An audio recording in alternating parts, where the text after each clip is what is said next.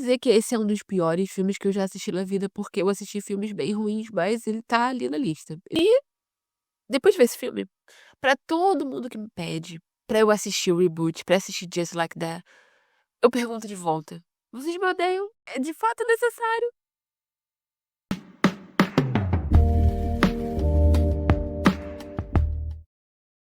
Olá, eu sou a Thais, se essa é a sua primeira vez aqui no canal, seja muito bem-vindo.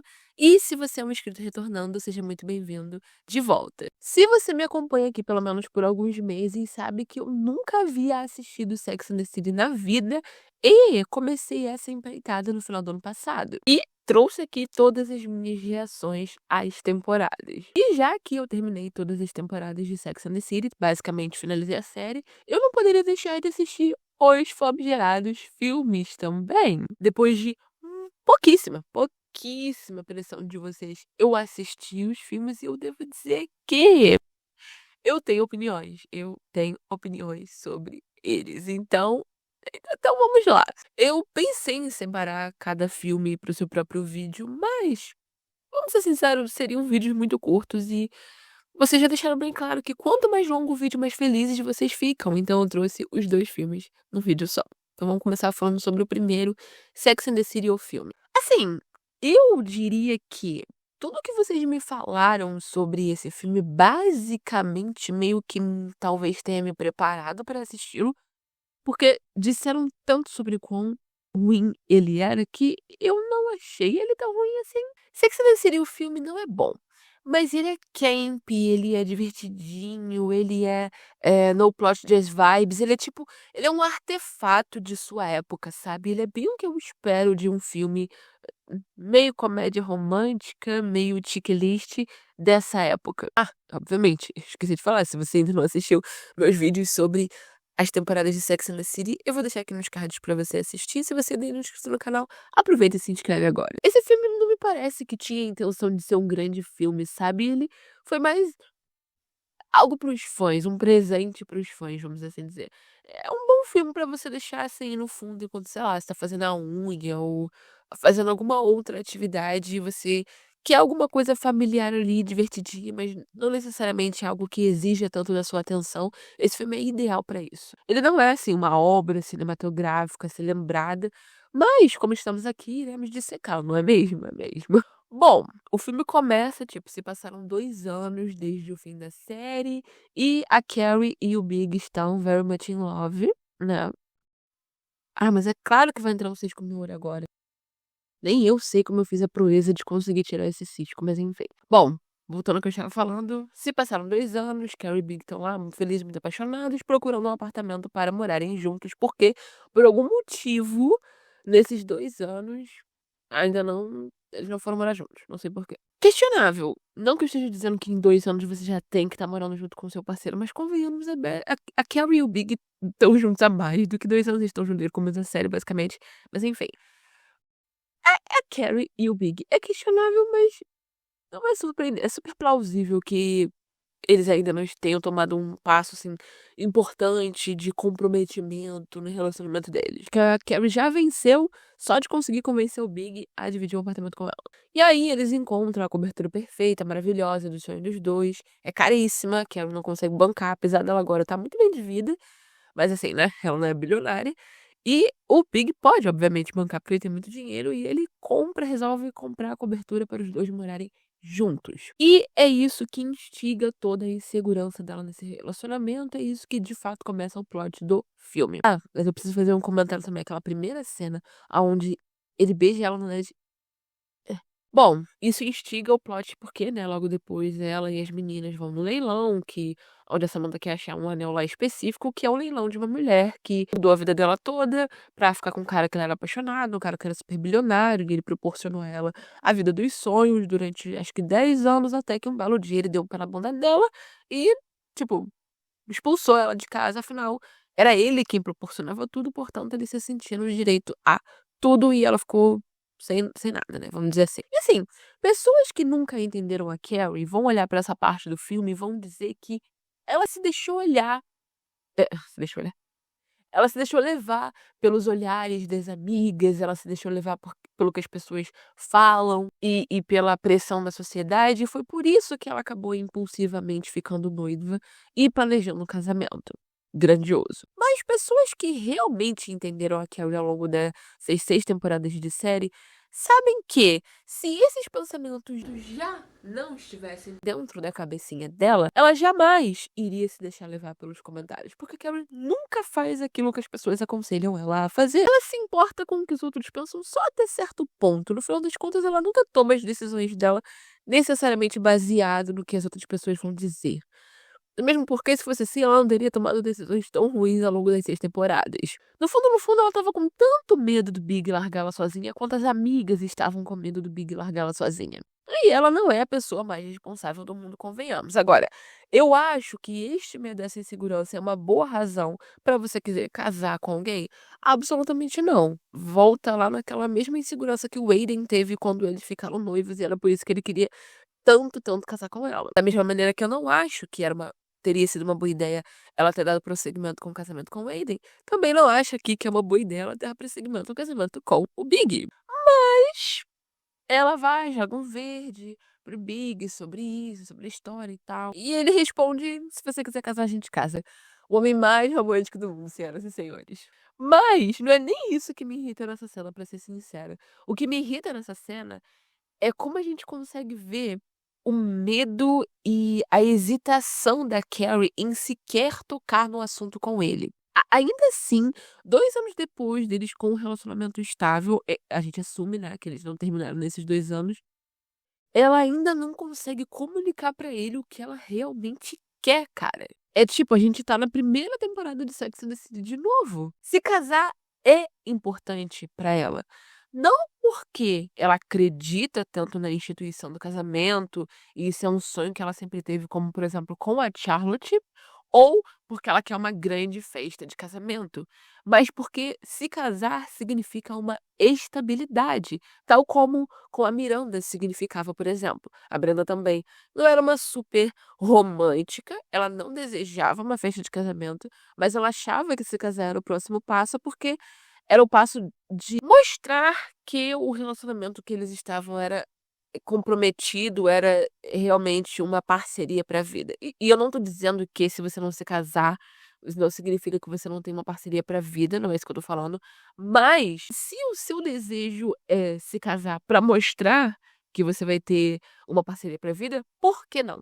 E se casar é, querendo ou não, uma certa estabilidade no que diz respeito a coisas legais. E era justamente esse o assunto que estava sendo tratado ali naquele momento. Se um belo dia eles resolvem se separar, spoiler, coisa que acontece ainda nesse filme, com ela casada com o Big, ela tem um direito legal sobre determinadas coisas que não é nada mais que justo, independente dele ser o maior provedor, porque o investimento emocional que é colocado naquele relacionamento é de ambos.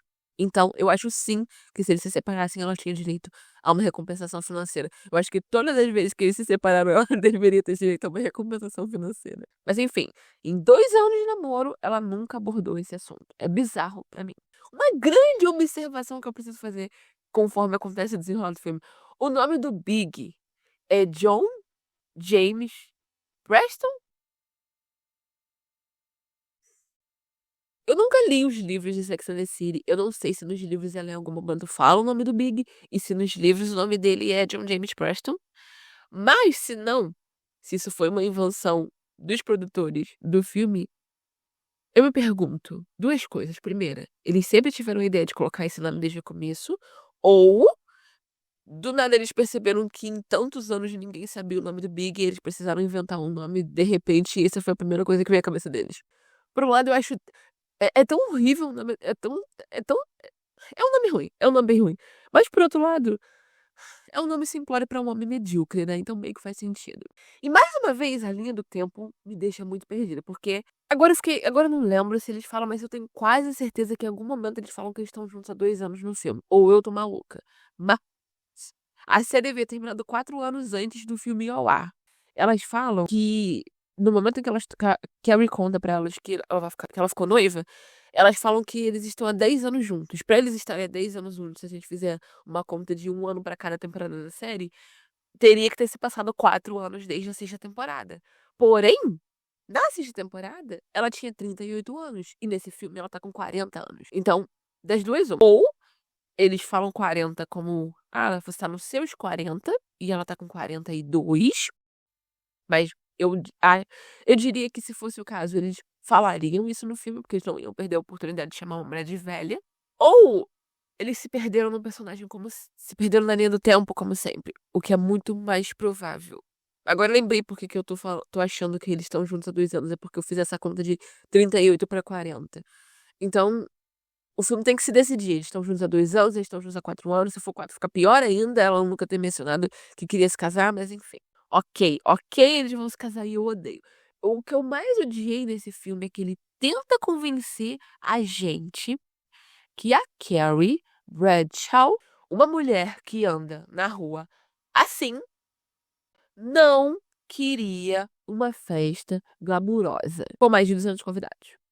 O filme tenta convencer a gente que essa mulher não queria uma festa glamurosa com mais de 200 convidados. Esse filme tenta convencer a gente que esta mulher estava feliz com um casamento no cartório, sem ninguém que ela gosta e ama presentes, sem fotos, sem nada para registrar aquele momento, algo que só simbolizava a união dos dois com apenas os dois presentes. Que ela se deixou levar, né, pelo vestido. Ela se deixou levar pelo vestido. Assim, é inconcebível. Carrie Bradshaw definitivamente desejaria um puta de um casamento. Ela colocou um pássaro na cabeça. Um pássaro. Se tem uma coisa que ela é extravagante. Não tem sentido lógico dizer que ela não gostaria de uma festa. Você poderia conseguir me convencer que ela não queria ser casada, tudo bem. Mas que, dada a oportunidade de casar, ela não ia querer uma festa? Não. Primeiro que aquele terninho que ela compra numa loja e ela diz que é de grife, tá? É um Dior, que era da coleção do ano em que o filme foi lançado, inclusive. E segundo que, ainda que eu conseguisse acreditar nesse lenga-lenga de que ela não queria uma festa e se deixou levar, blá blá blá blá, que não tem nada a ver com o caráter da personagem, o Big já aprontou tanta, mas tanta coisa com essa mulher. Ela esperou por uma década até ele mudar e ser uma pessoa que pudesse se comprometer com ela. Mesmo que ela tivesse se deixado levar pelo luxo, pela grandiosidade, pelo consumismo da indústria do casamento, que eu acho que é a crítica que o filme tenta fazer, mas é muito mal feita. E, passado do ponto, ainda assim ele deveria ter saído da merda daquele carro, ele deveria ter andado pela igreja, casado e segurado a ansiedadezinha dele. Era o mínimo que ele poderia ter feito por ela. Mínimo. A cena em que a Carrie bate nele como é abraçada pela Charlotte e a Charlotte grita: Não! Não! Igual um pincherzinho. É a minha cena preferida do filme. Empatando apenas com a cena em que a Charlotte amaldiçoou o dia que nasceu. Essa cena é maravilhosa. Na verdade, a Charlotte é a estrela desse filme, vamos ser sinceros. Eu vi algumas pessoas dizendo que acreditam que essa ideia de ter feito essa narrativa da Carrie se deixar levar e tal era uma tentativa do filme fazer uma crítica à indústria do casamento, e o consumismo, blá blá blá, principalmente porque o tema central do filme claramente é amor e marca, né, e grife. Mas eu acho que é dar muito crédito à produção de Sex and the City, o filme, sinceramente.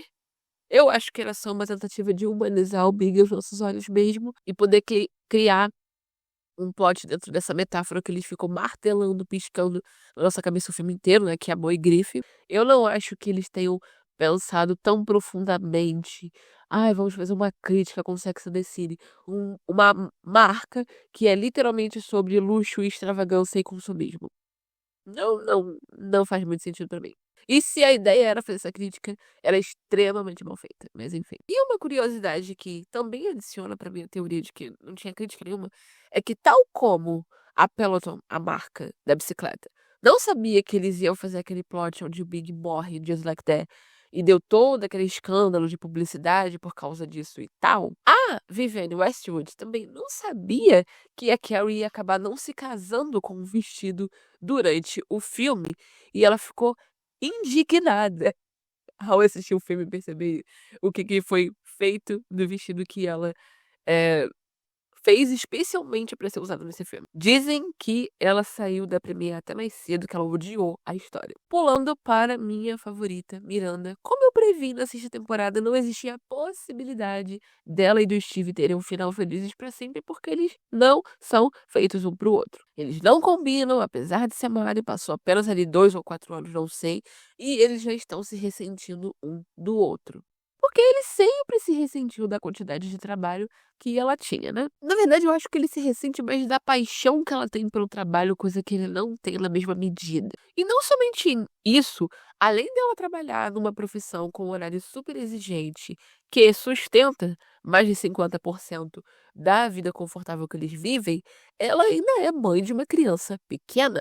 E ela ajuda a cuidar da mãe dele doente. Então, que pecado é, né, ela se sentir tão física, emocional e psicologicamente carregada, que ela não consegue dar atenção para o marido, que a libido dela não surge. Nossa, que pecado. Mulher não tem tempo nem pra cuidar de si mesma, né, que loucura que ela não consiga ter libido. Então, porque ele não recebe a atenção que ele acha que ele merece no casamento, ele vai e trai a Miranda, obviamente, porque essa é a resposta correta quando você não recebe a atenção do seu parceiro. Não é se comunicar com ele, não.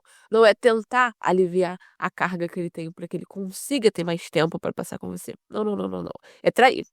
Trair que é a resposta correta. O Steve é um lixo de marido e eu quero deixar isso registrado aqui, tá ok? Aí agora a mulher tem que dar um pé na bunda dele, ralar pra caramba, arranjar um outro apartamento, dar conta de cuidar do filho sem ele, trabalhar em tempo integral e ainda participar dos eventos do casamento da amiga. E esse desgraçado, esse cara de pau, tem a audácia de aparecer no jantar de ensaio do casamento da Carrie e do Big e tentar pedir desculpas pra Miranda naquele momento.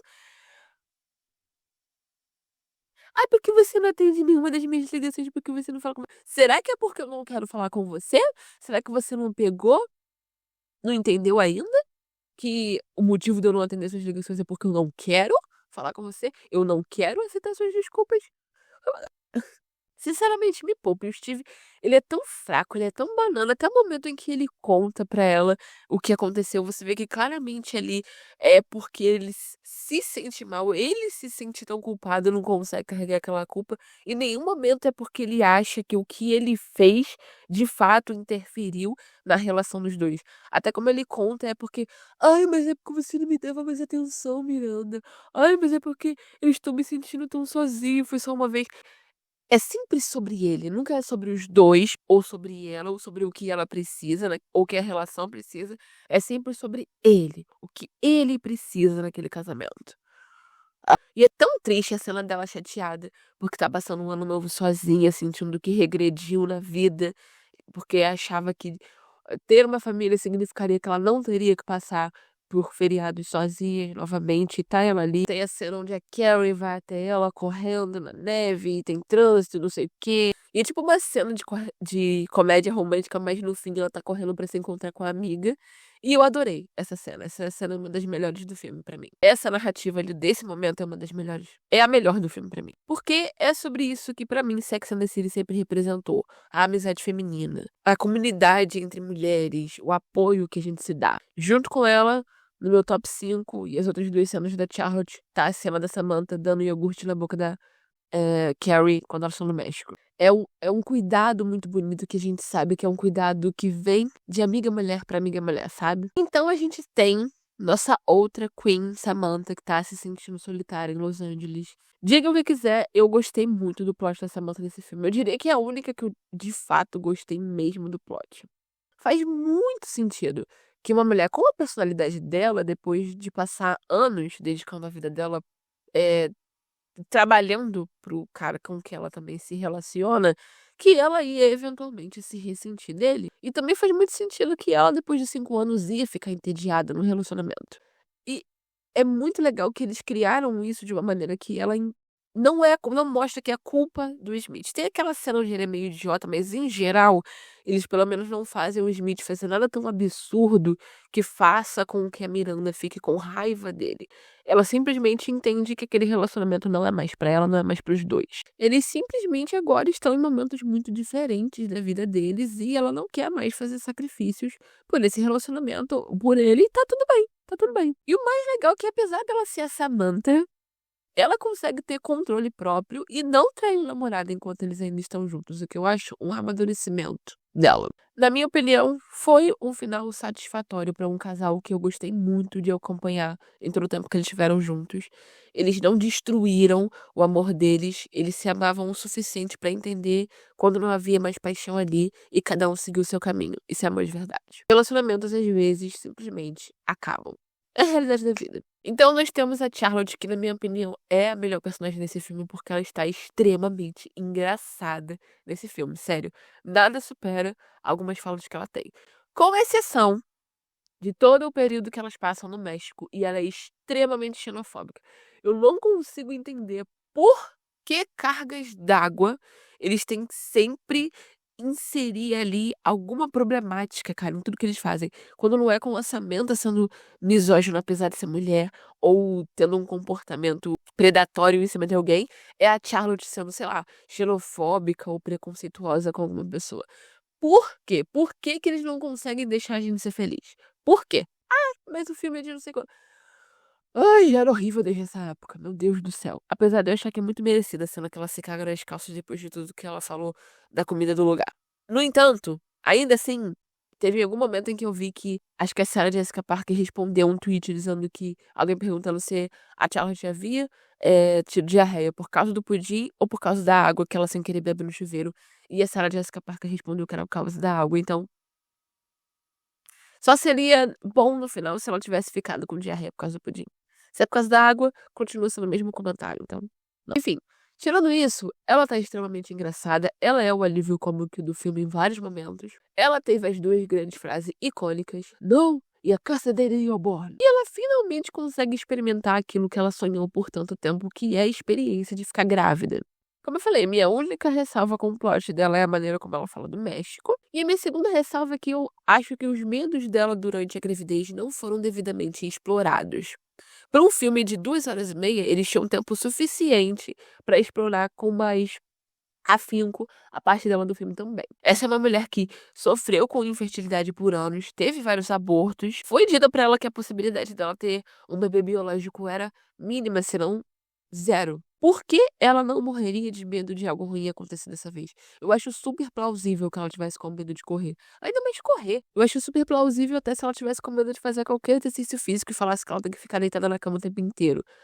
Ainda faria sentido. Isso poderia ter sido explorado melhor. Eu queria muito que tivesse tido uma cena da Miranda que, na durante a série, foi deixado claro que ela era corredora, inclusive ela teve um episódio em que ela estava se preparando para correr uma maratona, e que tivesse uma cena das 2 correndo juntas, da Miranda ajudando ela a correr. Sobretudo porque a Miranda é a única ali que realmente poderia entender os medos da Charlotte, porque a Miranda ali é a única que é mãe. Mas enfim, isso é o que acontece. Chegamos ao final do filme, onde a gente tem a resolução final.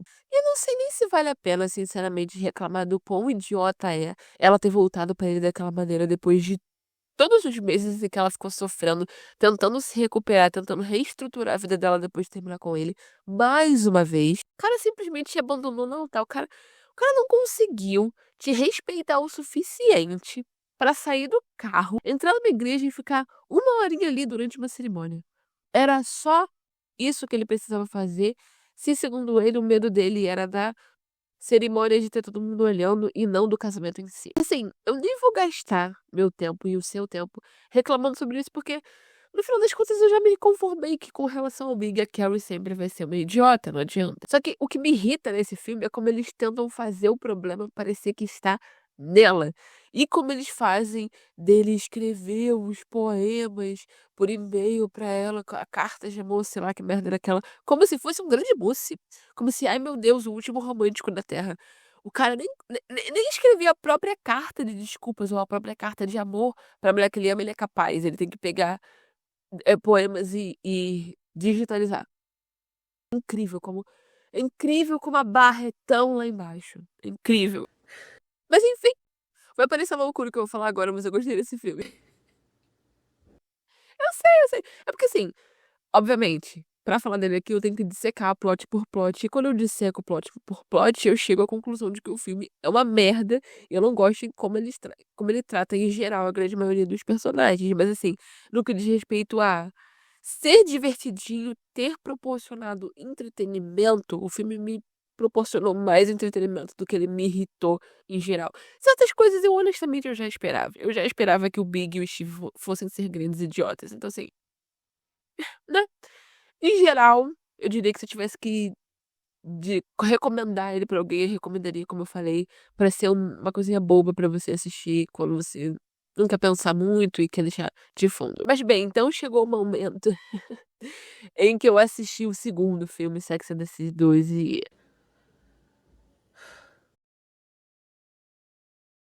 em comparação ao 1, que não é nem de longe a melhor mídia, né, da marca Sex and the City, o filme 2 ele é no mínimo estranho. Ele é um filme esquisito. Ele é um filme esquisito. Ele é um filme confuso, ele é um filme que parece que ele não sabe o que ele quer ser.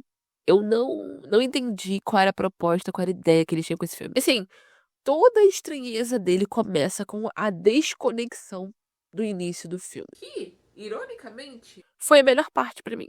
Eu achei divertido o casamento extravagante, eu achei divertido a Carrie ser padrinho de casamento, eu achei divertido aquelas cenas que eles fizeram mostrando como as meninas eram quando elas se conheceram na década de 80, 70, sei lá. Tudo isso me deu uma falsa segurança. Tudo isso me deu uma esperança de que esse filme não seria tão ruim assim. Porém, eu estava enganada.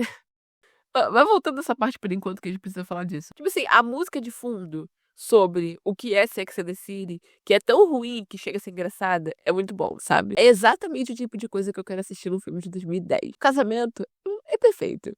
É mirabolante, eles têm gansos, eles têm um coral, eles têm a Liza Minnelli oficializando o casamento, depois a Liza Minnelli canta Single Ladies. A única coisa ruim dessa primeira parte é esse plot do Stanford se casando com o Anthony que não tem a menor lógica.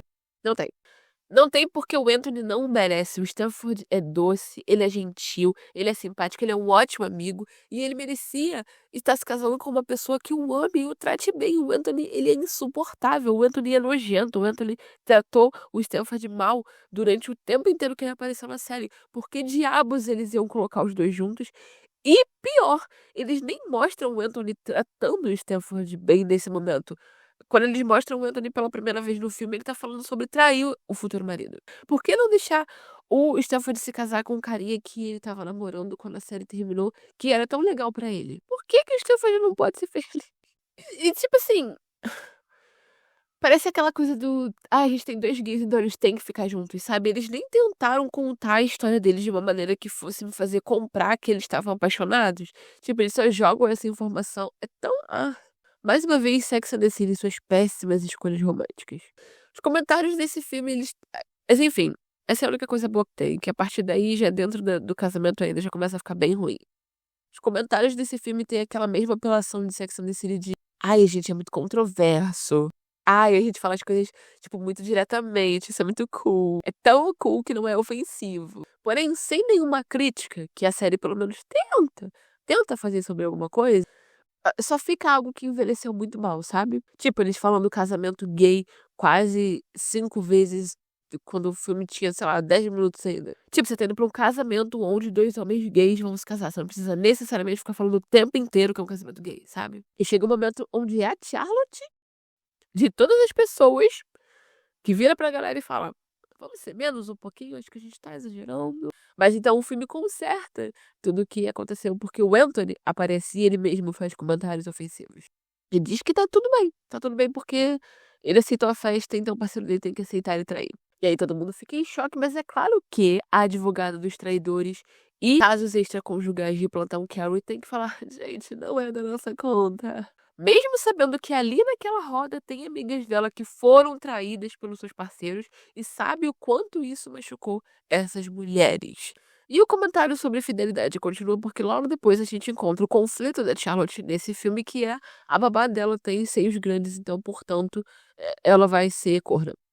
Esse é o conflito da Charlotte nesse filme. E é tão ridícula a cena em que a babá tá ensinando as crianças a dar estrelinha e os 3 maridos ficam olhando pra mulher, babando como se nunca tivessem visto um par de seios na vida. E elas veem isso e riem e agem como se fosse algo absolutamente natural, como se fosse tipo: "Ah, os seios dela são grandes, então é óbvio que eles vão olhar, né, tipo, o que que eles vão fazer? Eles têm olhos". Não existe um comentário sobre aquilo. Ninguém conversa com seu parceiro e fala: "Poderia pelo menos ter limpado a baba". Ninguém, ninguém. 2 coisas me tiram tanto do sério no conflito da Charlotte nesse filme que a primeira é o Harry. O que que aconteceu com o Harry nesse filme? O comportamento dele, as cenas em que ele aparece interagindo com a babá, ele tem um comportamento absolutamente inaceitável. E ao contrário do caráter do personagem que a gente viu até ali. Mas o filme monta a história como se a possibilidade da traição estivesse na babá, como se a babá fosse o problema. É com a babá que ela deve se preocupar, nunca é com o marido. Ela nunca tem que conversar com o marido sobre a insegurança que ela tá sentindo. Não existe nenhuma cena onde ela e o marido conversam.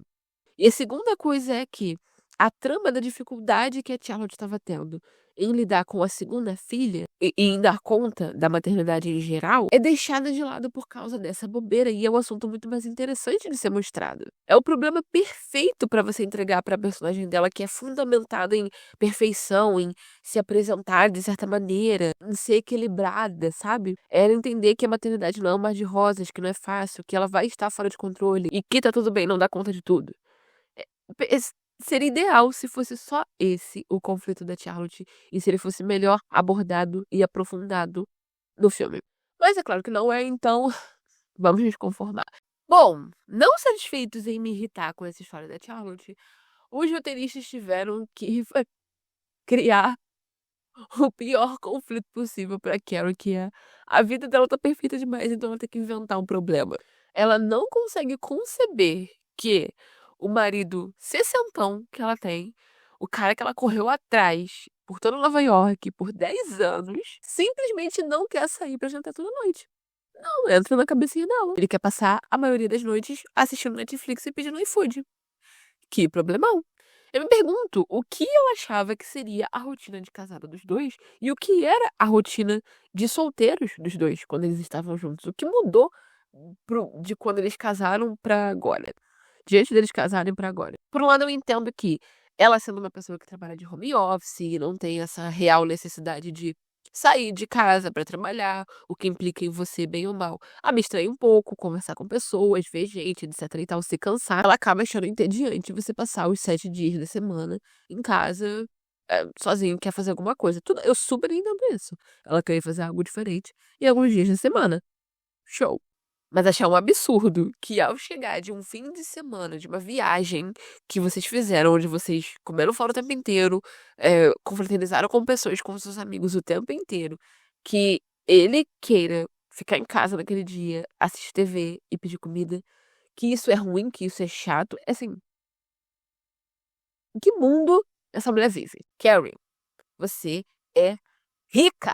Você pode contratar alguém para cozinhar para você. Você pode ter o hobby que você quiser. Se você tá entediada, meu amor, vai fazer um pilates. Vai entrar num grupo de corrida. Vai aprender uma nova língua. Sei lá, pelo amor de Deus, sabe? É um problema tão idiota. Parece que ela é aquela pessoa que não consegue se satisfazer com a própria companhia. Não consegue passar tempo na própria mente dela.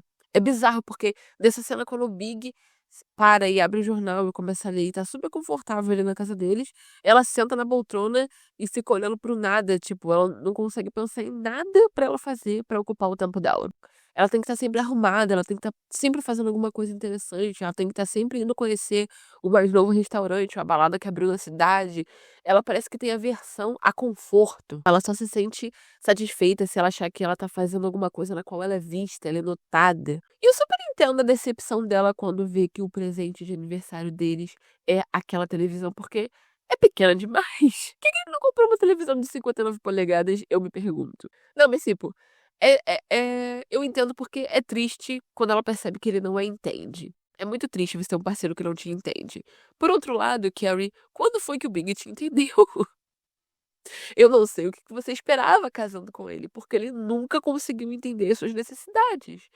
a não ser que você gritasse o problema na cara dele. Eu não sei por que a surpresa dela. Teria sido muito mais interessante se eles tivessem explorado mais o porquê dela estar assim. O porquê dela se sentir entediada com o marido tão rápido. Por que dessa necessidade de sentir que ela estava preenchendo a vida dela com várias coisas? Essa aversão ao tédio, essa aversão ao ócio, como esse comportamento dela de se irritar até com a respiração do Big pudesse ser de um conflito interno que ela estava tendo. Sei lá, de um conflito de identidade, de talvez ela questionar quem ela era agora dentro ali daquele casamento.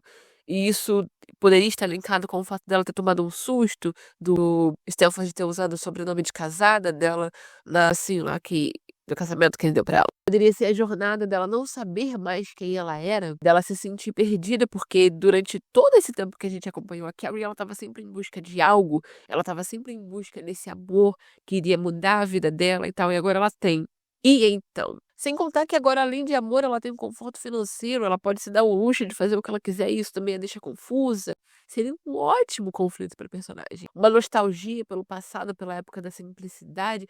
Meu Deus, por que não me deram esse filme pra eu escrever o roteiro? É muito mais interessante de assistir, mas não é isso que acontece. Eles amarram o plot como, ah, não, eu tô muito chateada porque a gente vai viver a vida inteira só nós dois, porque a gente decidiu que a gente não vai ter filhos, então a gente tem que sempre estar fazendo alguma coisa diferente.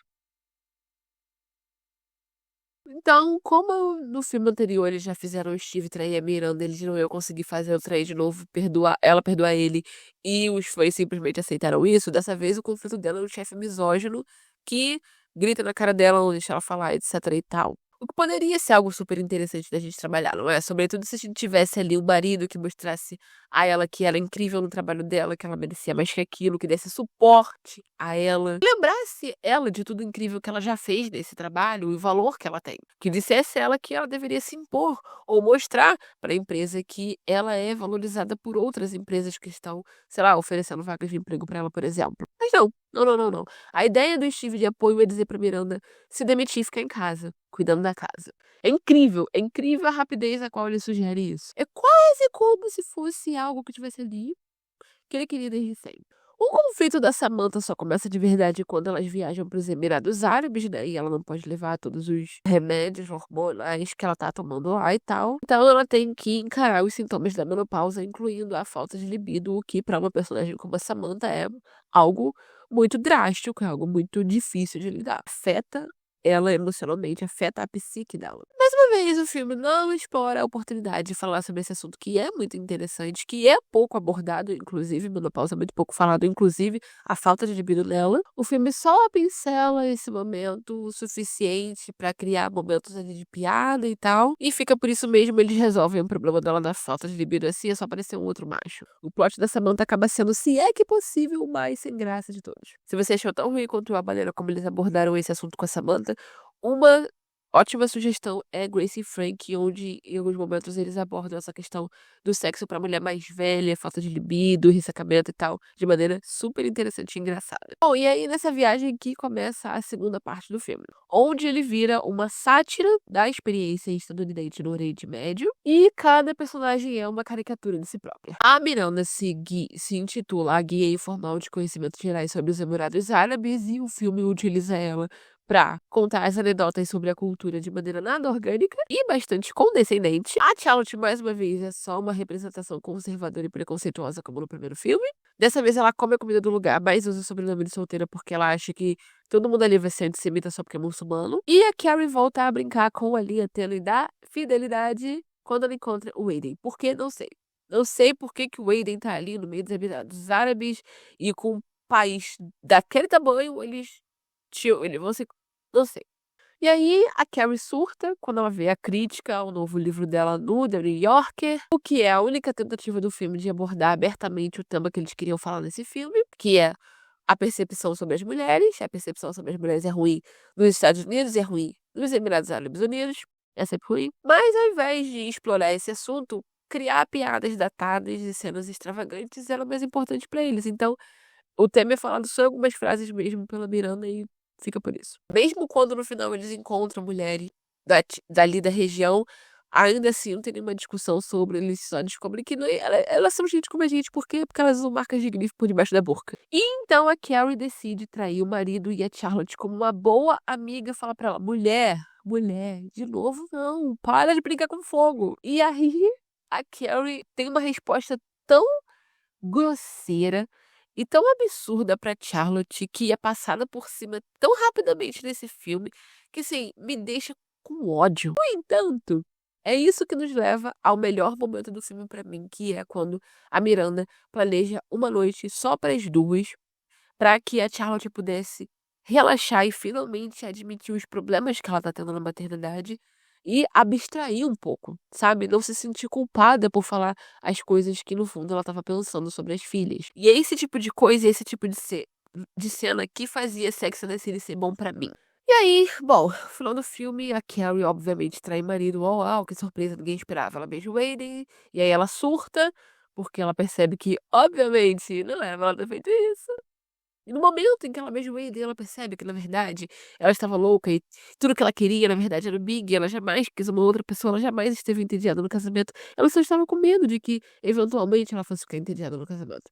Assim, ai, eu odeio ter que defender o Big. Eu odeio ter que defender o Big, mas assim, é muito absurdo pra mim que ela não conseguiu esperar chegar em casa pra ter uma conversa olho no olho com o cara. Ela teve que ligar pro cara de manhã cedo, quando ele ia começar a trabalhar, pra falar que traiu ele. O restante desse filme que eu não comentei diretamente aqui é tão absurdo e irritante que eu me recuso a comentar parte por parte. Mas enfim, no final tudo se resolve porque a Miranda, pasma, e arruma outro emprego. O problema da Charlotte se resolve porque a babá é lésbica. Samantha transa e a Carrie ganha o anel do Big. Eu não vou dizer que esse é um dos piores filmes que eu já assisti na vida, porque eu assisti filmes bem ruins, mas ele tá ali na lista. Ele tá bem perto. A gente definitivamente teria sobrevivido sem ele. Ele foi uma clara. A única intenção dele foi só extrair mais dinheiro de uma marca que já fazia muito dinheiro. E depois de ver esse filme, pra todo mundo que me pede pra eu assistir o reboot, pra assistir Just Like That, eu pergunto de volta: vocês me odeiam? É de fato necessário? Bem, é isso. Eu espero que vocês tenham gostado desse vídeo. Aparentemente, vocês gostam de me ouvir reclamar, porque vocês querem que eu assista o reboot também. Então, eu acho que vocês vão ficar satisfeitos de eu ter detestado pelo menos o segundo filme, tanto quanto vocês detestam, até onde eu sei. Espero que vocês estejam satisfeitos por me fazer passar por isso. Que, meu Deus, eu demorei 3 dias pra conseguir concluir o segundo filme, porque assim, era a minha reação. A cada 10 minutos de filme era. Mas enfim, se você gostou, tá? Se você não gostou também, por favor, deixa um like nesse vídeo. Eu acho que eu mereço depois de tudo que eu passei pra poder fazê-lo. E não se esqueça de se inscrever aqui no canal para continuar recebendo os meus vídeos. Se você ainda não assistiu meus vídeos sobre Sex and the City, estão aqui nos cards. Existem várias outras séries que eu já falei aqui no perfil também. Então, se você gosta de séries, principalmente séries antigas, séries da nossa infância e adolescência, esse é o canal para você, onde eu falo muito sobre os personagens e sobre elas. E não se esqueça de comentar também o que você achou desses filmes, qual foi a sua experiência assistindo, se você nunca assistiu, se eu te deixei interessado pra assistir agora só pra odiar os filmes. Também porque todo final de vídeo eu escolho um comentário pra responder você aqui sobre. Então, o seu comentário pode ser o comentário do próximo vídeo. Aproveite aí.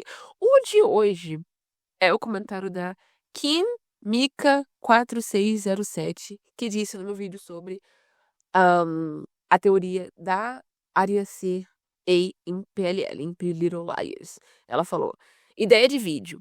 Um vídeo, ou tipo um quadro também, de você analisando personagens de PLL baseado em se eles poderiam ser A ou não na série e como isso poderia ser feito. Cara, a mente de vocês, assim, uau!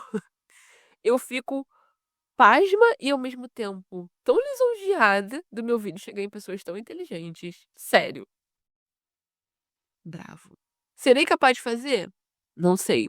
Tentarei? Com certeza. Então, fica aí no ar essa possibilidade. E é isso. Também não se esquece de me seguir lá no Instagram. Eu precisei fazer uma conta nova e me ajudaria muito se você fosse lá, me seguisse. Por favor, me ajude agora nesse momento de luta. E um beijo. Até o próximo vídeo.